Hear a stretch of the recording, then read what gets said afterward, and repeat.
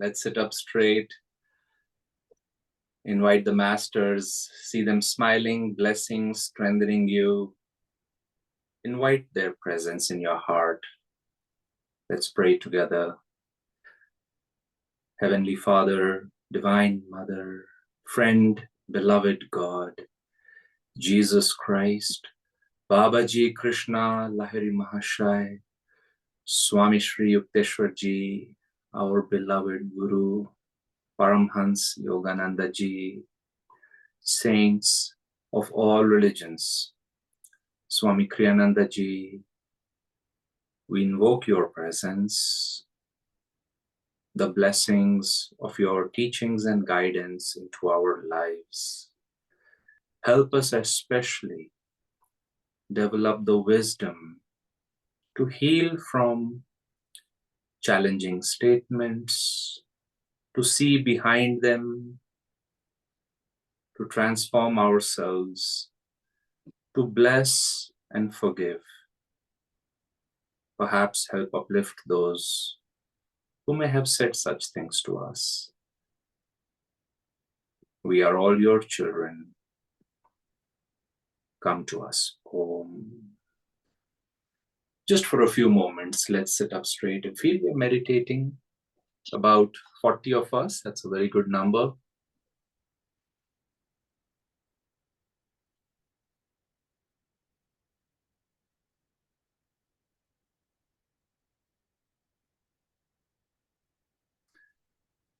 Om Shanti, Shanti, Shanti.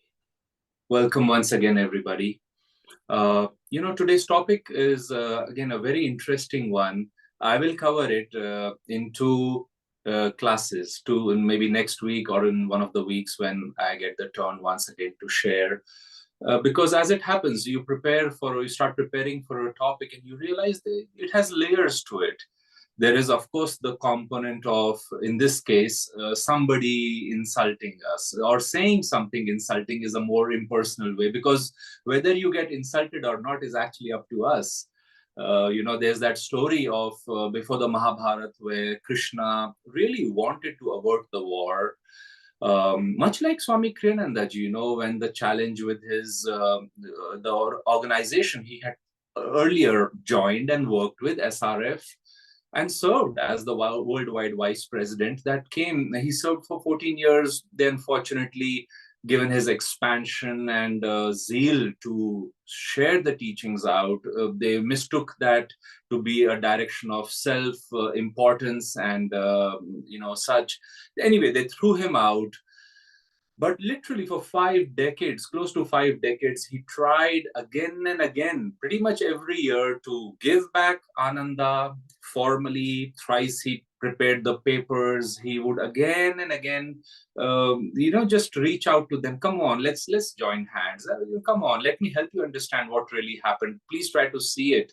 Let's not divide Master's work, which unfortunately today there are at least 2 major organizations which are sharing this work. And of course, fortunately, many, many others, as Master had predicted, that many will start their own works and such and share my teachings.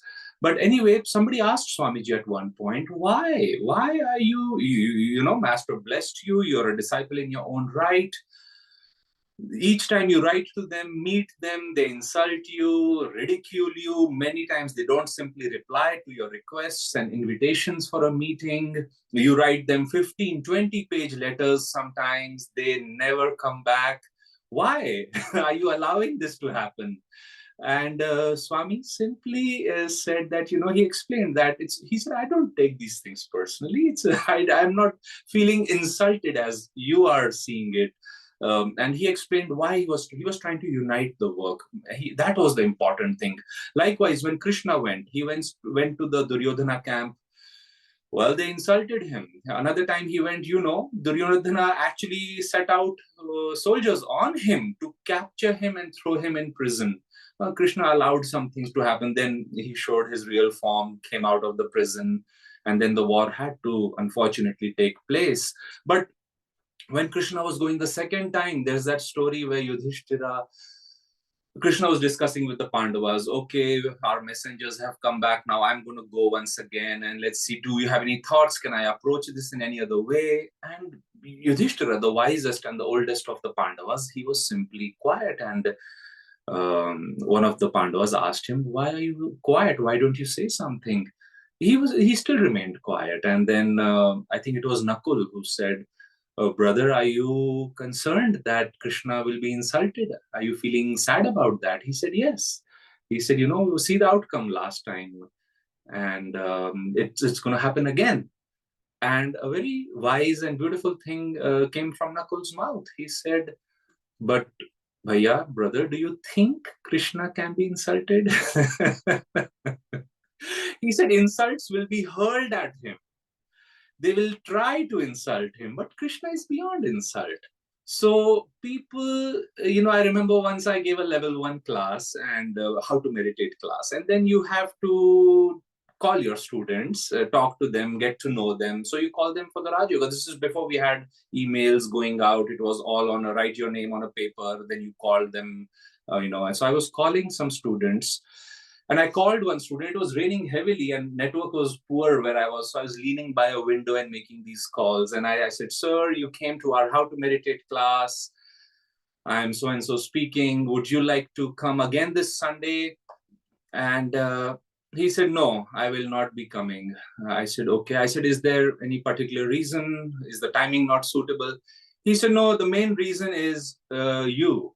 He said, your knowledge, I should let you know, is zero. So I was like, I could hear part. I said, what? Hello, can you repeat that? And he said, your knowledge is zero. And I remember just, seeing how angry, upset, perhaps disappointed he was. I said, oh, I'm so sorry to learn that. And I said, I wish we could talk some. I wish you had asked some questions. Or I said, I just want you to know this is my phone number. You can call me and we could talk about this. And so I said, does that mean you're not coming? He said, yes, I am not coming. And next in the phone was a lady who had the same surname. So I asked him, I said, I'm going to call this person. Is she by any chance related to you because you have the same surname? And he said, oh yes, she's my wife. She had come also. She is also not coming. And I just later thought, why do people get so upset about these things? Why can't, like Master says, why can't we simply talk? Why did you have to wait for my phone call? Now, on one level, how do you deal with that? First of all, Swami said, you have to understand right from the outset that you are rendering, like Sri Yukteswarji said, grateful service. The fact that we have an audience, the fact that we've been asked to share these teachings. I include that story as part of teacher training sometimes. And I shared it last year with some teachers, and they were like, oh, why did they insult you? They shouldn't have said that. And it was, I a little bit actually felt concerned that if teachers start feeling that they are beyond insult, that's not a good thing. Actually, here we are teaching about ego renunciation. Why shouldn't Divine Mother once in a while check us also, that are we taking these things too personally perhaps? So anyway, I remember that mentioning that, this is a very common theme. It was part of Christ's very close teachings to his disciples, who were not only ridiculed and insulted like him, as you know, all but one were persecuted ultimately. Look at Master. When he wanted to invite for his wonderful school, he was doing such a wonderful service. He wanted to invite a chief guest, and this gentleman came, and he went to, and right off the bat, first of all, this gentleman said, he said, I felt bliss in his presence. I felt such upliftment, but I thought, just to be sure, I'm going to test him. So he set out and he said, some really caustic things to Master about spirituality, swamis, and how this country of India is full of such people. We don't need any more, and on and on. And Master just said, sir, if you do change your mind, perhaps you will grace the occasion and bless the students. Do think about it again. And anyway, the person came at the last minute, and he said, and just at that time, they were telling how many people had become swamis from Master's Ranchi school and other places. And master said and this gentleman got up, Justice Banerjee, and he said, forget about all those students who have become swamis from and graduated from this school. He said, if your school can produce even one soul like your founder, like Yogananda, not only your school, not only our city, our entire country would be blessed. And it is true. Think of that, friends. It is ultimately ego renunciation. And now I'll pick it up. Why am I doing this in two classes? Because it is true. If you insult somebody, especially somebody who's, first of all, we shouldn't insult anybody. I think that is understood by devotees. Don't insult your spouse, your friends. It's just putting out negative vibrations. But here the topic is, if somebody insults you, so how do you as a devotee handle it? Then there is the component of how does an ordinary person handle it, because it is true that sometimes if somebody again and again says something negative to you, demeaning to you, it does affect people's self-esteem. Their personality can, unfortunately, especially if the person who's receiving is a child, it can get unfortunately disturbed by it, and there can be long time repercussions. But today let's keep the theme to how do devotees take it, So anyway, I'll tell you another story. I had a teacher, a very sweet, very kind, very charitable man. And there are so many sides to human beings. That's the whole amusement going on. Very nice. But he just had this one habit. He would every now and then, every day, use the statement. In Hindi, it says, "Tum kuch nahi," means you are nothing.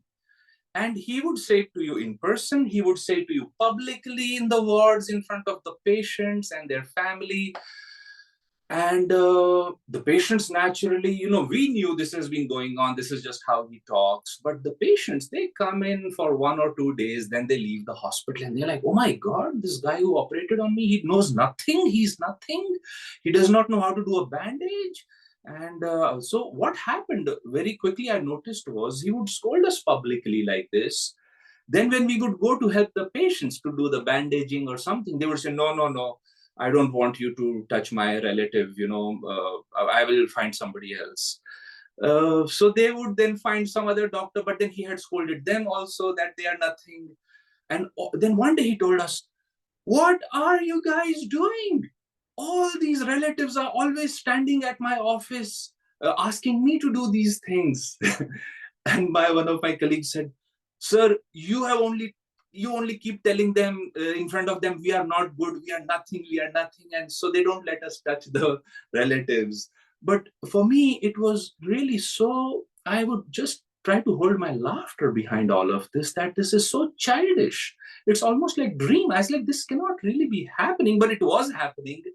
And I took it as neti neti. I am nothing. I am nobody. I am not this ego. I am not a good doctor. I didn't do a good job. And if I did a bad job, thanks for reminding me and help me improve through that, because I couldn't right away change my job. I was in training, and I was taking it as an opportunity, you might say, for Swami says, just if you are in the right, if you introspected, you're calm about it. And at other times, like I said, this professor would appreciate me and he would say, oh, you're wonderful. I mean, he had us, he was paying us a salary for a reason.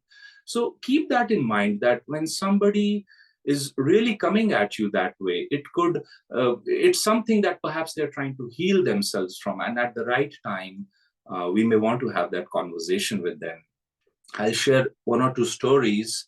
Oh no, I see I've exceeded my time, but maybe I'll share just a general example of the saints, so that we know it's a common theme, friends, and then we can go next week into the more detail of how to deal with this. There was the story of the great Maharashtrian Indian saint, Gyandev. And Gyandev, lived in a village. He was very saintly. He would have visions of Lord Krishna. He would talk to Krishna. Krishna would speak to him, guide him, bless him. People knew about it, his guidance, and he was very well respected. And one day he was giving a lecture, and all the villagers were sitting and listening to him. And Another person who was very saintly in the same village was a local potter. He would make these clay pots and such. And this potter just walked into this large audience, and just like you test a pot by hitting on it and listening for the sound, a cracked pot has a damp sound. And he was slapping people on their skulls, and just, and people who were slapped knew he's a saint, so they took it as a blessing and thanked him. And just he kept moving towards the stage. And Gandhi was quite disturbed at somebody disrupting his satsang.